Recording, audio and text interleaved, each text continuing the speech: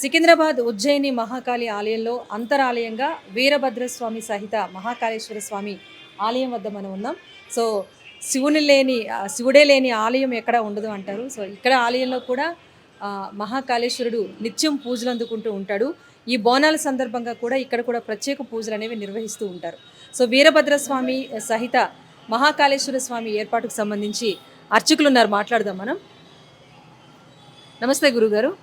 So ఈ ఆలయం ఎప్పుడు ఏర్పాటు చేశారు? ఇక్కడ ఉజ్జయిని మహాకాళి ఆలయంలో అంతర్భాగంగా ఎప్పుడు ఏర్పాటు చేశారు? ఇది 2013లో ఈ ప్రతిష్టాపన జరిగింది. స్వామివారిచే ఈ ప్రతిష్టాపన జరిగింది. రోజు కూడా ఈ మహాకాళేశ్వర స్వామివారికి ప్రత్యేక అభిషేకం అంటే రుద్రము, నమకము, చమకము, శ్రీ సూక్తము, పురుష సూక్తము ఈ విధానముగా స్వామివారికి రోజు కూడా అభిషేకం జరుగుతుంది. విశేషంగా ఏమిటంటే సోమవారం రోజు గణపతికి, ఆ తర్వాత ఈ సుబ్రహ్మణ్యేశ్వర స్వామివారికి, తర్వాత వీరభద్ర స్వామివారికి ఈ అందరికీ కూడా అభిషేకం జరుగుతుంది. విశేషం వీరభద్రుడు ముఖ్య భక్తుడిగా అంటారు కదా శివుడికి. సో ఆయన సహితంగా రామలింగేశ్వర మహాకాళేశ్వర స్వామి ఇక్కడ ఏర్పాటు చేశారు కదా, దీని వెనక ఏమైనా చరిత్ర ఉందా? దీని వెనక చరిత్ర ఏంటంటే, ఇంతకుముందు ఇక్కడ అమ్మవారు రంగం చెప్పేటప్పుడు ఇక్కడ స్వామివారు కూడా ఉండాలి అని చెప్పడం జరిగింది. అందుచేత ఈ యొక్క స్వామీజులందరూ కూడా కలిసి ఈ యొక్క స్వామివారిని ప్రతిష్టాపన చేయడం జరిగింది. ధన్యవాదాలు గురుగారు. సో చూశారు కదా, అమ్మవారు ఎక్కడున్నా కూడా స్వామివారి ఆలయం కూడా ఉండాలి అన్నది ఒక నియమంగా భావిస్తారు. సో మహాకాళేశ్వర స్వామి ఉన్నారు వీరభద్రుడి సహాయకుడిగా, అలాగే ఇరువైపులా కూడా మనం చూడొచ్చు వినాయకుడు అలాగే కుమారస్వామి విగ్రహాలను కూడా ఏర్పాటు చేశారు. ఈసారి జరగబోయేటువంటి మాంకాళి జాతర బోనాలు సందర్భంగా వచ్చేటటువంటి భక్తులకు ఇబ్బంది కలగకుండా కొంతమంది పాసులు ఎక్కువ ఇవ్వాలని చెప్పి అడగడం జరిగింది. కానీ భక్తులకు ఇబ్బంది జరగకుండా చూడాల్సినటువంటి బాధ్యత ఈరోజు అధికారుల పైన ఉంటుంది. అంతేకాకుండా ప్రజలకు కూడా అధికారులతో, ప్రత్యేకంగా పోలీస్ అధికారులతో పూర్తిగా సహకరించాల్సినటువంటి అవసరం ఉంటుంది. మనకు ఉన్నటువంటి పరిస్థితుల్లో అన్ని విధాల ఎటువంటి సంఘటన జరగకుండా అన్ని ఏర్పాట్లు బాగా చేయాలని, గతంలో జరిగిన దానికన్నా బాగా ఘనంగా ఈసారి అమ్మవారి పండుగ జరగాలని చెప్పి అమ్మవారిని ప్రార్థిస్తుంది. ఇది చాలా పురాతనమైనటువంటి దేవాలయం. మన వాళ్ళు ఇక్కడి నుంచి కొంతమంది ఉజ్జయిన్లో పనిచేస్తుండేటువంటి నేపథ్యంలో ఇక్కడ కలరా వ్యాధి సోకినటువంటి సందర్భంలో అక్కడి నుంచి విగ్రహాన్ని తీసుకొచ్చి, చెక్క విగ్రహాన్ని తీసుకొచ్చి ఇక్కడ ప్రతిష్ఠింపజేయడం జరిగింది. చక్ర విగ్రహం చాలా కాలంగా తర్వాత చెడిపోవడం వలన ఇంచుమించుగా 60-65 సంవత్సరాల క్రితం ఒక రాతి విగ్రహాన్ని ప్రతిష్ఠింపజేయడం జరిగింది. అన్ని విధాల అన్ని పద్ధతులను ఆచరించి వేద పారాయణము, పూజలు, అన్ని విధాల కార్యక్రమాలు జరిపి ప్రతిష్ఠింపజేసినటువంటి ఆ విగ్రహం వెనకాల ఉంటుంది, మనకు కనబడదు. ముందుండేటువంటి కవచం, ఈ మధ్య కొంతమంది ఈ కవచం తీసేసి ఒక పెద్ద విగ్రహాన్ని స్థాపించాలని చెప్పేటువంటి ప్రయత్నం జరిగింది గతంలో. మేము తీవ్రమైనటువంటి ఆక్షేపణ చెప్పడం జరిగింది. ఎందుకంటే ఉన్నటువంటి విగ్రహాన్ని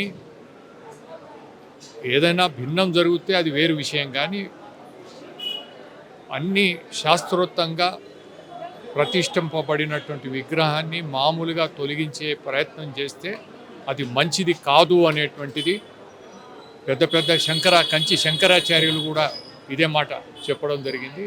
అది చేయకూడదు అని చెప్పి గట్టిగా అడ్డుకోవడం జరిగింది. ఇప్పుడు కూడా అడిగాను నేను ఈఓ గారిని, మళ్ళీ ఏదైనా ఆలోచన ఏమైనా చేస్తున్నారంటే లేదు సార్, అది అయిపోయిందని అన్నారు.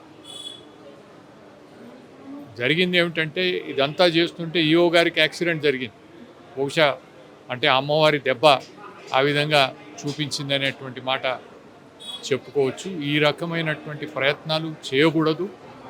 శాస్త్రోక్తంగా స్థాపించినటువంటి ప్రతిష్ట చేసినటువంటి విగ్రహం అమ్మవారు ఈరోజు ప్రపంచవ్యాప్తంగా కూడా ఉన్నటువంటి కవచం, ఇప్పుడు ఉన్నటువంటి స్వరూపంతో అమ్మవారు ఇంత పెద్దగా భక్తులు పెద్ద సంఖ్యలో పెరిగిపోతూ ప్రపంచవ్యాప్తంగా కూడా అమ్మవారి భక్తులు ఉన్నారు. ఆ రకంగా అమ్మవారు అందరినీ చల్లగా చూడాలని చెప్పి ఈసారి ప్రత్యేకంగా కోరుకుంటున్నాను. మొత్తానికి ఉజ్జయిని మహాకాళి అమ్మవారి ఆలయంలో అయితే బోనాల ఉత్సవాల సందడి అయితే మొదలైపోయింది. సో ఎప్పట్లానే భక్తులు చాలామంది చేరుతున్నారు. ఆషాఢ మాసంలో అమ్మవారికి బోనం సమర్పించి తమ మొక్కులు చెల్లించుకునేందుకైతే చాలామంది భక్తజనం అయితే ఇక్కడికి వస్తున్నారు. మరి శ్రీ విద్యా ఉపాసకులు వేణుమాధవ్ శర్మ గారితో నేను ఉన్నాను, మాట్లాడదాం. ఈ ఏడాది బోనాలు ఎలా నిర్వహించబోతున్నారు, మరీ ముఖ్యంగా గురువు గారు రంగం దగ్గరుండి నిర్వహిస్తారు కనుక రంగం కార్యక్రమం ఎలా నిర్వహించబోతున్నారు, వీటికి సంబంధించి వివరాలు గురువుగారిని అడిగి తెలుసుకుందాం. నమస్తే గురువుగారు, బాగున్నారా? చెప్పండి, మరి ఈ ఏడాది కూడా బోనాల సందడి స్టార్ట్ అయిపోయింది. ఎలాంటి కార్యక్రమాలు చేపడుతున్నారు ఈ సంవత్సరం? శివాంగనన్యాం వివిధ కృభావాం కాళీం కళామాలిని విశ్వవంద్యాం కకాల కట్వాంగధరాం భృగుండమాల విభూషాం దీఘచర్మకురాధీనాం శుష్క మాంసాది భైరవాం అతి విస్తారవదనాం లలజిక్వాం దిగంబరాం ఏగం సంచింతయేత్ కాళీం శ్మశానాలయ వాసిని శ్రీ మహాకాళింగాదేవి నమః. విశ్వావసునామ సంవత్సరంలో ఆషాఢమాసం యొక్క విశిష్టత రేపటి నుంచి మొదలవ్వడం, అందులోనూ వారాహి నవరాత్రుల యొక్క ప్రాధాన్యత ఈనాడు జనంలో బాగా పెరిగి రేపటి నుంచి వారాహి నవరాత్రులు మొదలవ్వడం. ఇంతే కాకుండా గత 240 సంవత్సరాల మధ్యగా అమ్మవారు ఉజ్జయిని నుంచి తీసుకురాబడి నడిగొడ్డు అయినటువంటి ఈ భాగ్యనగరంలో ఈ వ్యాపార వీధులలో జగన్మాతని స్థాపింప చేయడం జరిగింది. ఆనాటి నుంచి కూడా ఆషాఢం వస్తూనే మొట్టమొదటి ఆదివారం నాడు జగన్మాతని అత్తగారింటి నుంచి పుట్టింటికి తీసుకొస్తున్నటువంటి భావనతో ఘట స్వరూపిణిగా జగన్మాతని ఆలయానికి తీసుకురావడం, మర్నాడైనటువంటి సోమవారం నుంచి జగన్మాత గ్రామ సంచారం చేయడం. గ్రామ సంచారంలో విశిష్టత ఏమిటి అంటే అమ్మవారు వృద్ధులని, చాతగాని వాళ్ళని, పసిగిడ్డలని, రోగాలతో ఉన్నటువంటి వాళ్ళని ఇంచుమించుగా ఇంటింటికి ఆవిడగా వెళ్ళి పరామర్శ చేసిన విధంగా అమ్మవారు ఆశీర్వదించి రావడం. 15వ రోజున తెల్లవారుజామున మళ్ళీ ఆదివారం అవుతుంది కాబట్టి ఆనాడు తెల్లవారుజామున 4 గంటలకి అమ్మవారు దేదీప్యమాన అలంకార పూరిత అయినటువంటి జగన్మాత అందరికీ భక్తులందరికీ దర్శనమిచ్చి ఇంచుమించుగా 36 గంటలు అమ్మవారి యొక్క దర్శనార్థమై భక్తులందరూ రావడం. ఈ యొక్క ఆషాఢ మాసంలో అమ్మవారికి కొలుకులు చేయడం, ఈ కొలుకులలో విశేషంగా అమ్మవారికి గోనాలు చేయడం, శాఖలు కట్టడం, ఆ జగన్మాతని ఆడగుడ్డగా భావించి చీరలు సారెలు మొదలైనటువంటి ముత్తైదువులు ధరించేటువంటి వస్తువులన్నీ అమ్మవారికి సమర్పింప చేయడం. ఆఖరి రోజున 15వ రోజు అయినటువంటి ఆదివారం నాడు అమ్మవారికి ఆడవాళ్ళందరూ తెల్లవారుజామున దర్శనార్థమై రావడం, తలకైన గోనాలు కట్టుకుని గండదీకాలతోటి మేళతాళాలతోటి వచ్చి అమ్మవారిని దర్శనం చేయడం. తర్వాత సాయంత్ర సమయానికి కోతరాజుల విన్యాసాలతో కలహారకు గళ్ళతో మగవాళ్ళందరూ వచ్చి అమ్మవారికి వారి యొక్క సంతోషాన్ని తెలియజేసుకుంటూ నృత్యాలతోటి, ఆటపాటలతోటి, మేళతాళాలతోటి అమ్మవారిని దర్శించుకుంటారు. ఈ కార్యక్రమం ఆదివారం రాత్రి ఇంచుమించుగా అంటే సోమవారం తెల్లవారుజామున 2:30-3 గంటల వరకు సాగుతుంది. ఆ తదనంతరం సోమవారం తెల్లవారుజామున 9 గంటల ప్రాంతంలో జోగిని అనేటువంటి కన్యకకి అమ్మవారి ఆవాహన జరిగిన తర్వాత భవిష్యత్తు వాణిని తెలియజేయడం. ఈ యొక్క భవిష్యత్తుని వినడానికి ఈ ప్రాంతంలో చాలా చోట్ల నుంచి ఎక్కడెక్కడి నుంచో వచ్చి అమ్మవారి భవిష్యత్తును విని అమ్మవారి ఆశీర్వాదం జనాలు పొందడం అనేది ఈనాటి వరకు వస్తున్నటువంటి ఒక చక్కటి ఆచారం. ఇది అయిన తర్వాత అమ్మవారు గజారూఢై మేళతాళాలతో అత్తవారింటికి వెళ్ళిపోతుంది అనేది ఇక్కడ జరుగుతున్నటువంటి ఒక క్రియ. ఈ యొక్క తెలంగాణ పండగలలో ముఖ్యమైనటువంటి ఈ యొక్క ఆషాఢ జాతర బోనాల లష్కర్ పండుగ ఈనాడు చక్కటి తెలంగాణలో విశిష్టమైనటువంటి పండగగా మారిపోయి ఎంతో కన్నుల కండువగా భక్తులందరూ ఈ 16 రోజులు కూడా ఆడపిల్లలు వచ్చిన వాళ్ళు బయటికి వెళ్లకుండా బయటి నుంచి లోపలికి రాకుండా ఇక్కడే ఉండి జరుపుకునేటువంటి అత్యద్భుతమైనటువంటి తెలంగాణ పండగగా పూర్తిగా ఈ యొక్క పండగ చాలా అందరూ ఆనందపడేటువంటి విధంగా జరుగుతూ ఉంటుంది. ఈ విశ్వావసునామ సంవత్సరంలో పండగ సందోహం మొదలైపోయింది. పండగ సందోహానికి అందరూ సన్నద్ధులై ఆదివారం అమ్మవారు ఎప్పుడు వస్తుందా అని ఎదురు చూస్తూ అమ్మవారి రాకకై ఎదురు చూస్తున్నారు. ఈ యొక్క చక్కటి కార్యక్రమాన్ని పరిపూర్ణం చేసి అందరినీ ఆశీర్వదిస్తుందని ఆశిస్తూ నమః పార్వతీపతే. అంటే బోనాలు 3 వారాలు కూడా విపరీతంగా భక్తజనం వస్తూ ఉంటారు.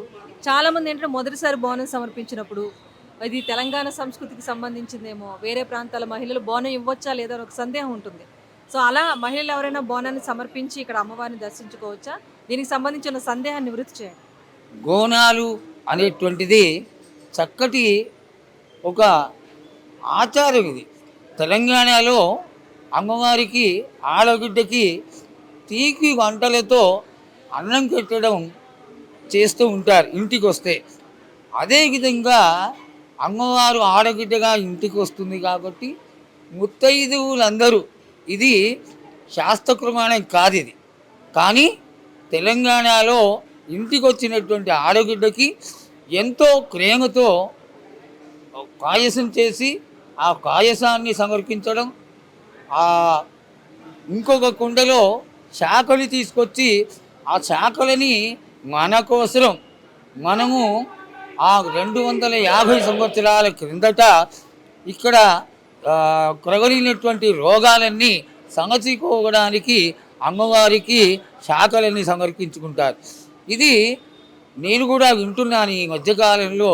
అనవసరమైనటువంటి ఒక లేనికోని మాటలతో అమ్మవారి యొక్క గ్రామ దేవతలకే సమర్పించాలి అది ఇది అనేటువంటి పిచ్చి మాటలతో లేనికోని ఒక ప్రచారం జరుగుతోంది. జగన్మాత ఆవిడకి పాయసాన్ని సమర్పించడం, శాఖలు సమర్పించడంలో ఉన్నటువంటి ఔన్నత్యాన్ని గుర్తించినట్టు ఆనాటి ప్రజలందరూ కూడా ఈ శాఖల యొక్క సమర్పణతో రోగాలు పోగొట్టుకోవచ్చు, ఆది వ్యాధులు అమ్మవార్లు రాకుండా కాపాడుకోవచ్చు అనేటువంటి ఉద్దేశంతో చేసినటువంటి ఒక చక్కటి క్రియ. కాబట్టి అందరూ అన్ని రకాల వాళ్ళు జాతి మత కులభేదాలు లేకుండా అమ్మవారికి ఈ బోనాలు శాఖలు సమర్పించుకోవడంలో ఏమాత్రం తక్కువ లేదని అందరూ ఎల్లవేళలా 365 రోజులు కూడా తిథి వార నక్షత్రాలు లేకుండా వారికి వీలైనటువంటి సమయాల్లో సమర్పించుకోవచ్చని తెలియజేస్తున్నారు. గురుగారు, మరి రంగంలో కూడా మీరే ప్రశ్నలు అడుగుతారు అమ్మవారిని. సో ఈ ఏడాది భక్తుల సుఖ సంతోషాలతో పాటు ఎలాంటి ప్రశ్నలు అడగబోతున్నారు? తెలంగాణ ప్రజల నుంచి ఏమైనా మీకు కొన్ని విజ్ఞప్తులు ఏమైనా వచ్చాయా దీనికి సంబంధించి? ఈ యొక్క రంగం అనేది మాత్రం స్పాంటేనియస్గా జరిగేటువంటి విషయం అమ్మ. అక్కడ అమ్మవారు రావడం, మనం అడిగినటువంటి ప్రశ్నలకి అమ్మవారు స్పందించి ప్రశ్నలకి సమాధానాలు చెప్పడం చాలా కాకతాళీయంగా జరుగుతుంది. ఆ నిమిషంలో ఆవిడ మనస్సులో ఏ మంచి మాటలు ఉన్నాయో వాటిని తెలియచేస్తూ ఆ ప్రశ్నలు అడగడం జరుగుతుంది. కాబట్టి ఇది ముందుగా ఆలోచించి కానీ ఒక నిర్ణయం చేసి కానీ చెప్పేటువంటి క్రియ కాదమ్మా. చక్కగా అమ్మవారి యొక్క పరిపూర్ణమైన అనుగ్రహంతో జరిగేటువంటి ఒక దేవతా సంబంధమైనటువంటి క్రియనే ఈ భవిష్యవాణి. అంటే గురువుగారు, భక్తులు చాలా మంది కోరికలు కోరుకుంటారు, తీరగానే వచ్చి మొక్కులు సమర్పిస్తారు. సో ప్రముఖులు లేదా ప్రజాక్షేమం కోరి ఎవరైనా మొక్కులు మొక్కుకున్న వారు ఉన్నారా? వాళ్ళ కోరికలు అమ్మవారు తీర్చిందా? అలాంటి ఘటన ఏమైనా ఉంటే చెప్పండి భక్తుల కోసం. ఈ ప్రాంతం అంతా కూడా గత 250 సంవత్సరాలుగా ఈ వ్యాపార వీధులలో వీళ్ళందరూ ఇంత అమ్మవారి యొక్క కృప కావాలి అని కోరుకోవడంలో గల విశిష్టత ఏమిటి అంటే దీనికి రంగానికి ఉన్నటువంటి ఒక చక్కటి ఏర్పాటు వరకే. అమ్మవారు చాలా ఈజీ మెథడ్లో ఒక రంగం అనేటువంటి కార్యక్రమంలో అమ్మవారు ప్రకటితం అవుతుంది. ఈ ప్రకటితమైనటువంటి అమ్మవారు ఏ విధంగా వస్తుంది అంటే సాగర విద్యలతో అమ్మవారిని మంత్రాలతో ఆవాహన చేయడం జరుగుతుంది. ఆ జరిగినటువంటి జోగినికైనా ఉన్న అమ్మవారు కచ్చికుండకైనా నిలబడుతుంది. అమ్మవారు ఉన్నంతసేపు కూడా కచ్చికుండ కదలకుండా ఉండి అమ్మవారు వెళ్ళిపోయిన తర్వాత ఆ కుండ ముక్కలు ముక్కలు అవుతుంది. ఇది అమ్మవారు 100కి 100 కాళ్ళు కూడా జగన్మాత ఆ శరీరంలోకి ఆవహించింది అని తెలియజేయడానికి ఒక చక్కటి తార్కాణం. అయితే అమ్మవారు ఆ విధంగా వచ్చి ఆనాడు అందరినీ ఆశీర్వదించి ఈ ప్రాంతంలో నేను ఉన్నంత వరకు మీ అందరి వ్యాపారాభివృద్ధి జరిగి కోటికి కడగెత్తి మీరందరూ సుఖశాంతులతో వర్ధిల్లుతారు, నన్ను సేవించుకోండి అని అమ్మవారు చెప్పడం వల్ల ఆనాటి నుంచి కూడా భాగ్యనగరంలో ఈ యొక్క స్థానంలో అమ్మవారు మహాకాళి స్వరూపాన్ని భక్తులందరూ కూడా ఆరాధించడం, అమ్మవారి యొక్క పాదాలని సేవించడం. అలాగే ఇక్కడ జరిగే విశేషమైనటువంటి విశేషం ఏంటంటే ప్రతి ఒక్క వ్యాపారి కూడా తెల్లవారుజామున వాళ్ళ వ్యాపార స్థలాలకు వెళ్ళే ముందర తాళాలని తీసుకొచ్చి అమ్మవారి పాదాల దగ్గర పెట్టి అమ్మవారి ఆశీర్వాదంతో వెళ్ళి వ్యాపారం చేయడం, వారు అనుకున్న దానికంటే ఆశించిన దానికంటే అమ్మవారి ఆశీర్వాదం వల్ల ధనవంతులు అవ్వడం జరుగుతూనే ఉన్నది. కాబట్టి అమ్మవారి ఈ స్థానం దినదినాభివృద్ధి జరిగి ఇంతటి స్థితిని నెలకొని ఈనాడు జాతరలో 40-50 లక్షల మంది వచ్చి అమ్మవారి దర్శనం చేసుకుంటున్నారు. ధన్యవాదాలు గురుగారు, విశిష్టత తెలియజేసాను. మొత్తానికి భాగ్యనగరంలో బోనాల సందడి అనేది మొదలైపోయింది. సో బోనాల సందడి మొదలవగానే ఆలయాల్లో ఏర్పాట్లు ఎలా కొనసాగుతాయి, అక్కడ అమ్మవారికి ప్రశాంతంగా మొక్కు చెల్లించుకోవడానికి అవకాశం ఉంటుందా లేదా అని చెప్పి చాలామంది భక్తులు ఆశిస్తూ ఉంటారు.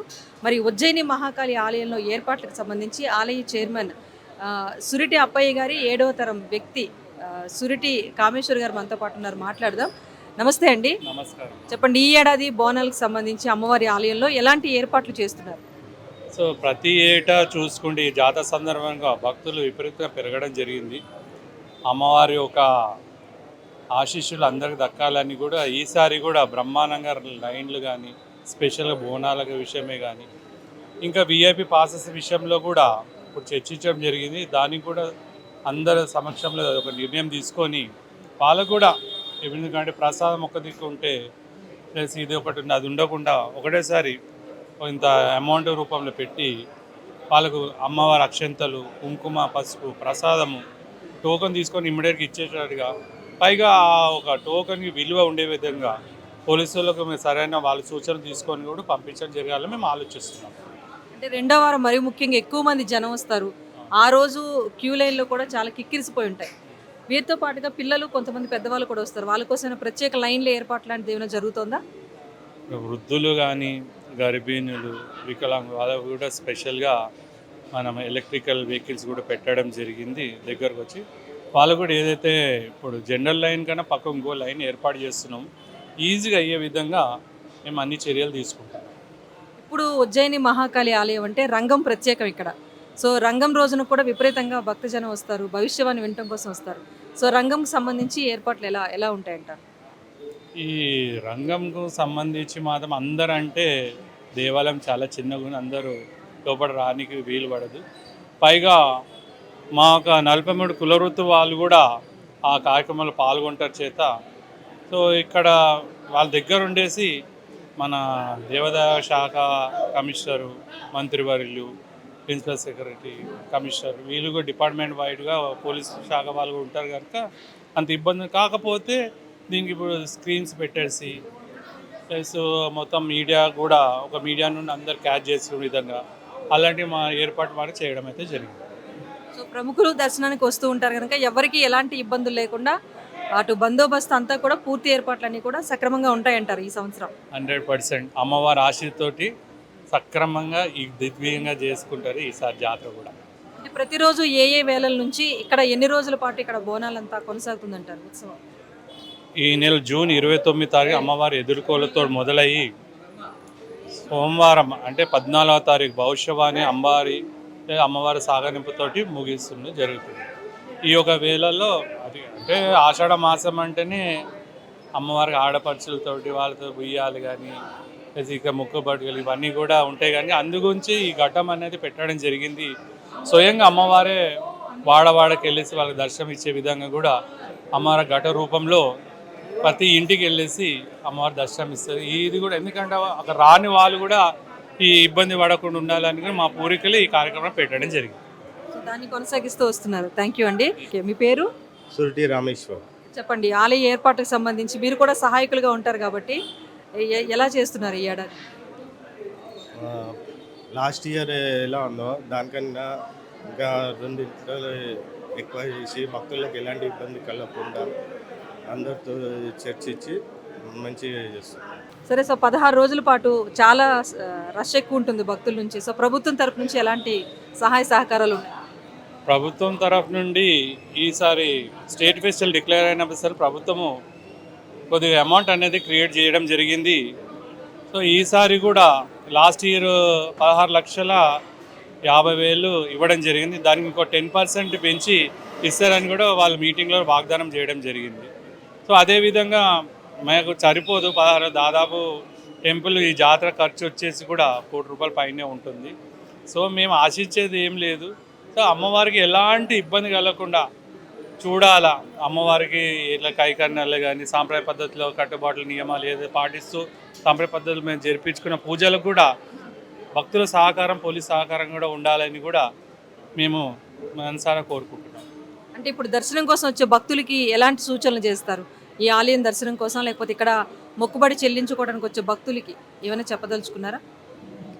ఫస్ట్ ఆఫ్ ఆల్ వాళ్ళు ఏదైతే చెప్పులు వేసుకొస్తున్నారో అది వాళ్ళ అనుకూలమైన షాప్ అనుకూలమైన ప్లేస్లో పెట్టుకోవడం, చెప్పులు వేసుకోకుండా దేవాలయం రావడం మన సాంప్రదాయాన్ని మనమే ఇబ్బంది పడకుండా ఉండే విధంగా ఉండకుండా ఒక లైన్లో ఉన్నప్పుడు వాళ్ళకి ఏదైతే మనము ఇది బోర్డులు పెట్టేసి వాళ్ళకి సూచనలు ఇస్తే అది సూచనలు పాటిస్తూ అమ్మవారి దర్శనం చేసుకోవాలని మేము కూడా అతి విధంగా ఎవరికి ఇబ్బంది కలగకుండా తొందరగా దర్శనం అయ్యే విధంగా వాళ్ళ కళ్ళారా అమ్మవారు చూసే విధంగా కూడా మేము అది ఆ ఏర్పాట్లన్నీ చేస్తూ వస్తూనే ఉన్నాం.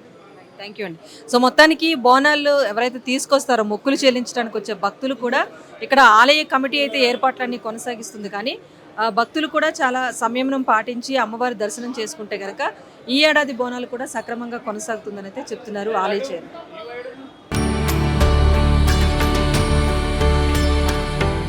ఉజ్జయిని మహాకాళి ఆలయంలో ఉప ఆలయంగా రాజమాతంగి అమ్మవారి ఆలయం ఉంది.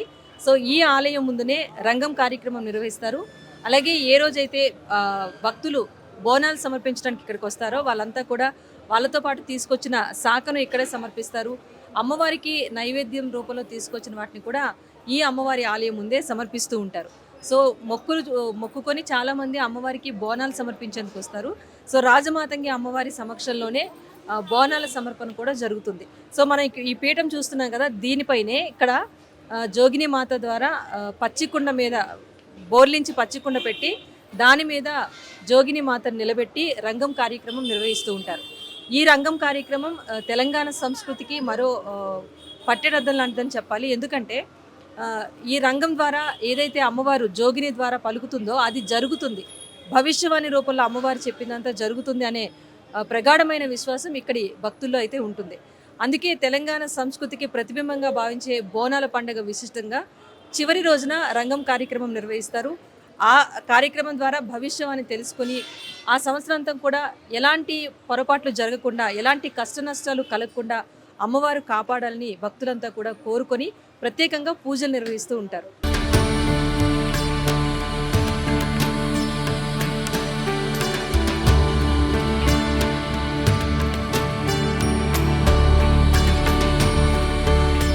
సో రాజమాతంగి ఆలయంకి ఎడం వైపున ఇక్కడ ఒక చాలా విశిష్టమైన వేప చెట్టు కూడా ఉంది. ఈ వేప చెట్టుకి దాదాపు 250 ఏళ్ల చరిత్ర ఉంది. ఎందుకంటే అప్పుడు నాటిన వేప చెట్టు దినదినాభివృద్ధిగా పెరుగుతూ కూడా మనం చూడొచ్చు. ఆలయ పైగోపురం దాటి కూడా వేప చెట్టు కనిపిస్తుంది అనమాట. ఇది 250 ఏళ్ల నుంచి మహావృక్షంగా ఎదిగింది. ఇక్కడ కూడా చాలామంది పెళ్ళైన ముత్తైదువులు అయితే ఎవరైతే ఉంటారో వాళ్ళు ప్రత్యేకంగా పసుపు కుంకుమ లాంటివి సమర్పిస్తూ ఉంటారు.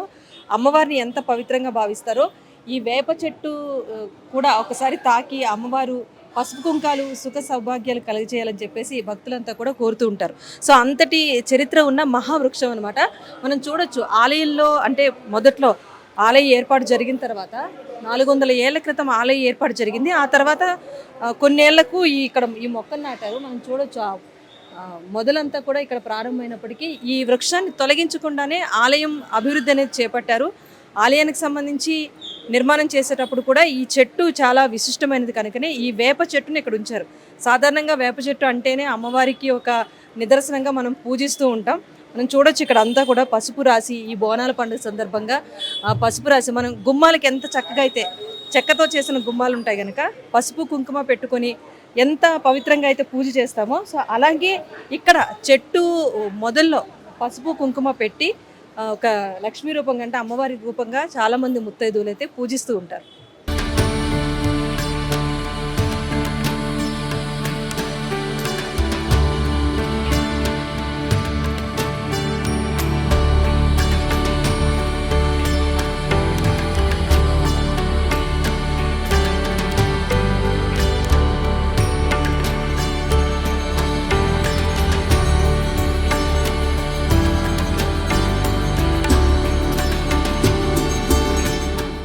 ఉజ్జయిని మహాకాళి ఆలయంలో ఈ బోనాల కార్యక్రమం కొనసాగే అన్ని రోజులు కూడా అసలు ఎలాంటి పూజా కార్యక్రమాలు నిర్వహిస్తారన్న విషయాలు ప్రధాన అర్చకులు రామతీర్థ శర్మ గారు ఉన్నారు, అడిగి తెలుసుకుందాం. నమస్తే గురుగారు, చెప్పండి. అంటే బోనాలు అంటేనే సందడి తెలంగాణలో. సో ఈ 16 రోజుల పాటు కూడా ఎలాంటి పూజాధికారులు అమ్మవారికి నిర్వహించబోతున్నారు? ఖడ్గం చక్రగదేశ్చ పరిఘాన్ శూలం శుండీం శిరః శంఖం సందతీం కరైః శ్రేణేనాం సర్వాంగభూషారుతాం నీలాస్మంచితి మాస్యపాదదశికాం సేవే మహాకాళికాం యామస్తో శుభతే హరో కమలజో హంతుం మధుం కైటవం. శ్రీ ఉజ్జయిని మహాకాళి దేవాలయం సికింద్రాబాద్. అమ్మవారికి భక్తులు భోజనాన్ని సమర్పించేటటువంటి దాన్ని బోనం అని పిలుస్తారు. ఈ యొక్క బోనము ఎంతో భక్తి శ్రద్ధలతో తయారు చేసి అమ్మవారికి ఇంటి దగ్గరనే తయారు చేసుకొని మేళ తాళాలతోటి ఎంతో భక్తి శ్రద్ధలతో అమ్మవారు సమర్పించేదాన్ని బోనం అని పిలుస్తారు. అలాగే ఈ యొక్క బోనాల సందర్భంగా అమ్మవారికి ప్రత్యేకమైనటువంటి అలంకరణ సింహవాహిని బంగారు ఆభరణములతోటి అమ్మవారు వివిధ రకములైనటువంటి పట్టు చీరలతోటి దేదీప్యమానంగా వెలుగుతూ ఉంటుంది. అలాగే జాతర రోజు ఉదయం తెల్లవారుజాము 4 గంటలకు దేవాలయం తెరవబడుతుంది. తదుపరి అమ్మవారికి భక్తుల దర్శనార్థం దేవాలయం తెరవబడి ఉంటుంది. అలాగే ఈ యొక్క దేవాలయంలో ఉదయం అమ్మవారికి అభిషేక కార్యక్రమాలు, ఖడ్గమాల కుంకుమార్చన, సనపుష్పార్చన జరుగుతూ ఉంటాయి. జాతర సందర్భంగా అమ్మవారికి వివిధ రకములైన పూజా కార్యక్రమాలు జరుగుతూ ఉంటాయి. షోడశోపచార పూజ కూడా జరుగుతూ ఉంటుంది. గురుగారు, అంటే సాధారణ దినాల్లో పోల్చుకుంటూ ఇప్పుడు ప్రత్యేకంగా రంగం కార్యక్రమం నిర్వహిస్తారు. ఇక్కడ 2వ వారం బోనాల కార్యక్రమం కూడా ఉంటుంది. ఆ రోజు ఏమైనా అమ్మవారికి నిర్వహించాల్సిన పూజా కార్యక్రమాలు నిలుపుదల చేయడం జరుగుతుందా? ఎందుకంటే భక్తుల తాకిడి కూడా విపరీతంగా ఉంటుంది కదా. ఆ రోజు మరి ఎలాంటి ప్రత్యేక పూజలు నిర్వహిస్తారు? అమ్మవారికి ప్రతి సంవత్సరం కూడా జాతర సందర్భంగా ఉదయం తెల్లవారుజామున 4 గంటలకు అమ్మవారి మహాహారతి ప్రారంభమవుతుంది. తదుపరి అమ్మవారికి పూజాక్రమాలు జరుగుతాయి, కానీ భక్తుల శాశ్వత పూజలు కానీ ఖడ్గమాల కుంకుమార్చన లాంటివి జరపబడవు. ఆ 2 రోజులు కూడా అమ్మవారికి విశేషమైన పూజలు అంతరాయణలో మాత్రమే జరుగుతాయి. అలాగే అమ్మవారికి బోనాల సమర్పణ జరిగిన తర్వాత తదుపరి అమ్మవారికి దేవాలయంలో మాతంగేశ్వరి అమ్మవారు అని ఉంటుంది. మాతంగేశ్వరి అమ్మవారి దగ్గర రంగం కార్యక్రమం చెప్పించడం జరుగుతుంది. 18 సంవత్సరాల యువతి పచ్చికుండపై నిలబడి అమ్మవారిని ఆవాహన చేసుకొని దేశ భవిష్యత్తును చెప్పేటటువంటి ఈ కార్యక్రమాన్ని రంగం అని పిలుస్తారు. ఈ రంగం కార్యక్రమంలో దేవాలయ భక్తులు, దేవాలయ అధికారులు అందరూ పాల్గొంటారు. అమ్మవారికి విశేషంగా జరిగేటటువంటి వివిధ పూజలలో భక్తులు పాల్గొని ఉజ్జయిని మహాకాళి మాణిక్యాలమ్మవారి యొక్క దివ్య ఆశీస్సులు పొందాలని కోరుకుంటున్నాం. సర్వే జనాః సుఖినో భవంతు, లోకా సమస్తా సుఖినో భవంతు.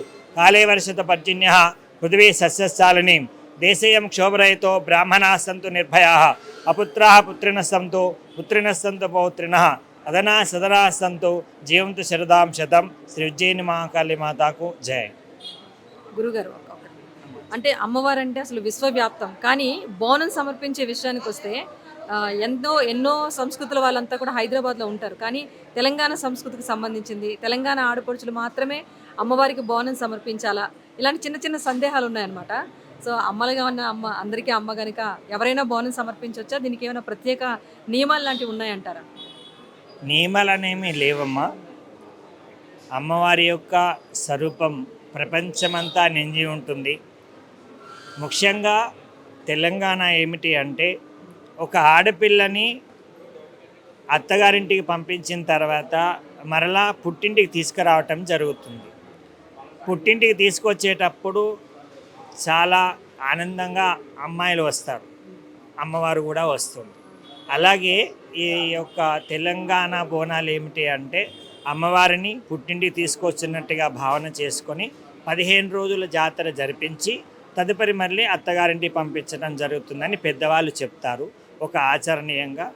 అలాగే ముఖ్యంగా అమ్మవారి బోనాలు చేసేటటువంటిది ఒక ప్రాంతమని కానీ, ఒక దేశమని కానీ, ఒక రాష్ట్రమని కానీ, మన తెలుగు వాళ్ళే అని కానీ, మార్వాడీస్ అనే కానీ జాతి మత కుల భేదాలు ఏమీ లేవమ్మా. ప్రతి ఒక్కరు కూడా ఈ యొక్క బోనాలు జరిపించుకోవచ్చు. బోనము అంటే భోజనము. ఈ యొక్క బోనాన్ని తయారు చేసే విధానం ఏమిటి అంటే ఒక వెండి బిందె కానీ, లేదా బంగారు బిందె కానీ, లేదా కుండలోనైనా కానీ, లేదా రాగి బిందెలోనైనా కానీ దాన్ని పరిశుభ్రం చేసి దాన్ని శుభ్రంగా అమ్మవారి అన్నం వండిన తర్వాత దాన్ని వేప కొమ్మలతోటి మరి ఒక చెంబును దానిపై ఉంచి దానికి పసుపు రాసి బొట్లు పెట్టి అలంకరణ చేసి తదుపరి దానిపైన వేప కొమ్మలు పెట్టి దానిపైన దీపాన్ని పెట్టి దీపాన్ని వెలిగించుకుంటూ వారి వారి యొక్క శక్తానుసారంగా కొంతమంది బోనాలు తీసుకొచ్చేటప్పుడు డప్పులతోటి, నాదస్వరాలతోటి, పోతరాజులతోటి ఎంతో భక్తిగా, శ్రద్ధగా, ఎంతో ఆనందంగా నాట్యమాడుకుంటూ వచ్చేవాళ్ళు కొంతమంది ఉంటారు. కొంతమంది మామూలుగా వారి వారి శక్తానుసారంగా బోనాన్ని సమర్పించడం జరుగుతుంది. అలాగే ఈ యొక్క బోనాన్ని సమర్పించినందువల్ల ఇంట్లో అందరూ కూడా ఆరోగ్య ఐశ్వర్యాలతో ఉంటారనేటటువంటిది ఆత్మవిశ్వాసం. అలాగే ఈ యొక్క ఆషాఢ మాసంలో ఎన్నో వ్యాధులు వస్తూ ఉంటాయి. ఈ యొక్క వ్యాధులన్నీ నివారణ జరిపించడానికి బోనం సమర్పించటము, శాఖలు సమర్పించటము చేయటం జరుగుతూ ఉంటుందమ్మా. ధన్యవాదాలు గురుగారు. సో విన్నారు కదా. సో అమ్మవారికి బోనం సమర్పించిన దగ్గర సంస్కృతులు లేకపోతే ప్రాంతాలు అడ్డం కాదు. మనసున్న ప్రతి ఒక్కరూ, మొక్కుకున్న ప్రతి ఒక్కరు కూడా బోనం రూపంలో భోజనాన్ని అమ్మవారికి సమర్పించవచ్చు, అమ్మవారి ఆశీస్సులు పొందొచ్చు అని చెప్తున్నారు. సో ఇటీవల కొంతమందికి అపోహ, ఇది తెలంగాణ సంస్కృతికి సంబంధించింది, సో బోనం మేము సమర్పించవచ్చా అని చెప్పి చాలామంది మహిళలు అనుకుంటున్నారు. సో ఎవరైనా సరే అమ్మవారి ఆశీర్వాదం పొందాలనుకునే ప్రతి ఒక్కరు విశ్వవ్యాప్తమైన అమ్మకు బోనం సమర్పించడానికి ఏ సంస్కృతిలో అడ్డం చెప్పండి. సో అందుకే ప్రతి ఒక్కరూ వచ్చి ఇక్కడికి బోనం సమర్పిస్తూ ఉంటారు. సో బోనాలు అంటేనే బోనం సమర్పణతో పాటు పోతురాజుల విన్యాసాలు ఉంటాయి, వారి పూనకాలు ఉంటాయి, అలాగే శివసత్తుల పూనకాలతో పాటుగా పలహారం బళ్ళు ఉంటాయి. ఇవన్నీ కూడా ప్రత్యేక ఆకర్షణగా ఉంటాయి ఈ బోనాల ఉత్సవంలో. మరి పోతురాజుల్ని ఎప్పుడు కూడా మనం పోతురాజుల గెటప్లోనే చూస్తూ ఉంటాం. నేను ప్రస్తుతం ప్రతి సంవత్సరం కూడా అమ్మవారికి పోతురాజు వేషం వేసి తన భక్తిని ప్రదర్శించే వ్యక్తితో నేను ఉన్నాను. మాట్లాడదాం ఆయనతో. మీ పేరండి? నమస్తే. ముందుగా ఈ ఆషాఢ మాస శుభాకాంక్షలు అక్క చెల్లెళ్ళకి, అన్నదమ్ములకు అందరికీ కూడా ముందుగానే అడ్వాన్స్ బోనాల శుభాకాంక్షలు. నా పేరు బన్సిలాల్పేటలో ఉంటాను. నేను నివాసిని దేవరాజ్ పోతరాజ్. నేను 14 సంవత్సరాల నుంచి ఉజ్జయిని మహాకాళి టెంపుల్ పోతరాజునమ్మ నేను. అంటే పోతరాజుగా వేషం వేయటం అనేది ఆచారమా లేకపోతే మొక్కుకొని చేస్తూ ఉంటారా? బోనాల సందర్భంగా అమ్మవారికి భక్తి పారవశ్యంతో అవతారంలో వచ్చి దర్శించుకుంటూ ఉంటారు. ఏంటి దీని వెనుకున్న రహస్యం? ఏంటంటే ముఖ్యంగా ప్రియమైన శిష్యుని, ప్రియమైన తమ్ముడిని అమ్మవారికి ఆమె అణువున ఆమె కొలుసుకుంటాను నేను. మా ఆరాధ్య దైవం మాంకాలమ్మ, ఉజ్జయిని మాంకాలమ్మ. అంటే మా ఆచారం నుంచి వస్తుంది. మా డాడీ కూడా పోతరాజే. మా ఆచారం పూర్వీకుల నుంచి మాకు పోతరాజు వేషధారణ. వంశాచారంగా వస్తుంది కనుక వేస్తున్నారు. అంటే మీతో పాటు చాలా మంది పోతరాజులు ఆ రోజు వస్తూ ఉంటారు. సో బోనం తీసుకొచ్చేటప్పుడు వీళ్ళందరూ కలిసి రావాలని అనే ఒక ఆనవాయితీ ఏమైనా ఉందా? పోతరాజులు, శివసత్తులు అన్నీ కలిపి రావాలని ఉందా? లేకపోతే ఎవరి శక్తి మేరకు వాళ్ళు బోనం సమర్పిస్తే సరిపోతుందా అమ్మవారికి? అంటే ఈ జాతర అనేది 3 రకాలు 4 రకాలుగా కనిపిస్తేనే జాతర ఉంటుంది కదమ్మా. ముందుగా ఓరు పోతరాజుల తర్వాత అమ్మవారి తర్వాత పలారమ్మల తర్వాత తొట్టెల. మొక్కుకొని తొట్టెలలు కడుతుంటారు ఒక్కొక్క గుడికి. ఎవరి పాత్రలు వాళ్ళకు ఉంటాయి. జోగినీళ్ళు అంటే వాళ్ళ అమ్మవారి సాక్షాత్తం అమ్మవారి రూపంలో ఉన్నటోళ్ళు కాబట్టి వాళ్ళ ప్రియమైన తమ్ముండం మేము ముందలుంటాం, వాళ్ళు వెనుకకుంటారు. పలారమ్మలు వెనుకకుంటాయి. సో పోతరాజు అవతారం ఎత్తే ముందు మీరు అంటే సాంప్రదాయం ఎలాంటిది పాటిస్తూ ఉంటారు? ఈరోజు మిమ్మల్ని ఇలా చూస్తున్నాం, బోనాలు స్టార్ట్ అయ్యాక మొత్తం పోతరాజు గెటప్లోకి వచ్చేస్తారు కదా. సో ఎవరైనా భక్తితో చేసే ముందు అమ్మవారికి నమస్కరించుకొని కొన్ని ఆచారాలు పాటిస్తూ ఉంటారు. సో ఏంటి, మీరు ఏం చేస్తారు? ఆచారాలు కంపల్సరీ ఉంటాయమ్మా. మేము దీక్షలు ఉంటాం, 41 రోజు దీక్షలు ఉంటాం. దీక్షలుండి మేము ఈ కార్యక్రమాలు చేస్తుంటాం. 41 రోజు చికెన్ మటన్ తినకుండా. ఇప్పుడు అయ్యప్ప దీక్ష, హనుమాన్ దీక్ష ఎట్లనో అట్లా ఈ మాంకాలమ్మ దీక్ష చేస్తాను నేను.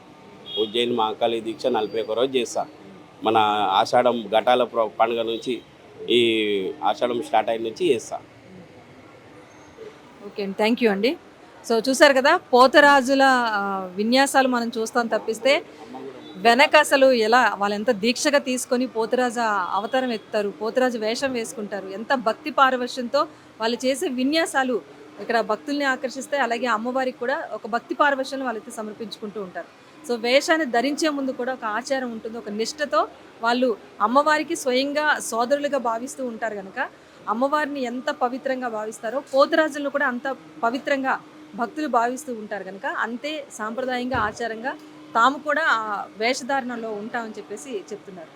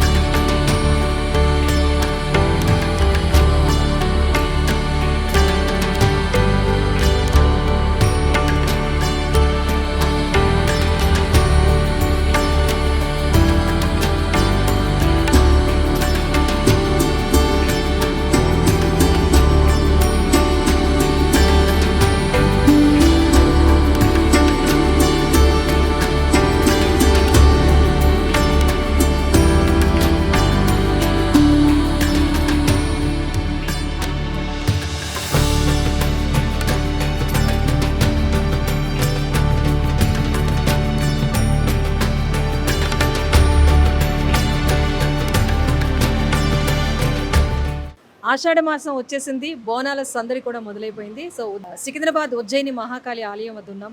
ప్రస్తుతం ఈ ఆలయం వద్ద ఏర్పాట్లు ఎలా ఉన్నాయి? గత ఏడాది కంటే ఘనంగా ఈసారి వైభవం ఉండబోతోందని చెప్తున్నారు ఈవో. మరి ఆయనతో మాట్లాడి మరిన్ని వివరాలు తెలుసుకుందాం. నమస్తే మనోహర్ రెడ్డి గారు, చెప్పండి, ఈసారి ఎలాంటి ఏర్పాట్లు చేస్తున్నారు?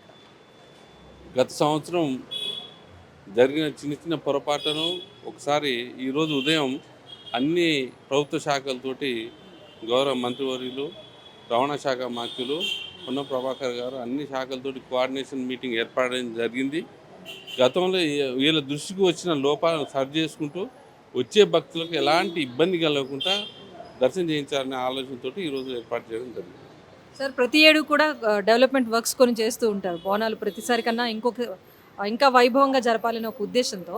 సో ఈ ఏడాది ఎలాంటి పనులు చేపట్టారు కొత్తగా అంటే మనకి ఇక్కడ ఉండడమే చాలా కాస్ట్లీ ప్లేస్ ఇది. ప్రత్యేకంగా ఏర్పాట్లు అనే కాదు, ఉన్న స్థలంలోనే వచ్చిన వారికి ఎలాంటి ఇబ్బంది కలగకుండా వర్షం వచ్చినా కూడా పైనుంచి కప్పు వేపించడం ఇట్లాంటివన్నీ ఏర్పాటు చేయడం జరుగుతుంది. ఎలాంటి ఇబ్బంది కలగకుండా చేస్తారు. మంచినీరు వసతి కానివ్వండి, ఏదైనా ప్రాబ్లం వచ్చినా వైద్య మూడు దిక్కులో వాళ్ళ క్యాంపులు ఏర్పాటు చేయడం జరుగుతుంది.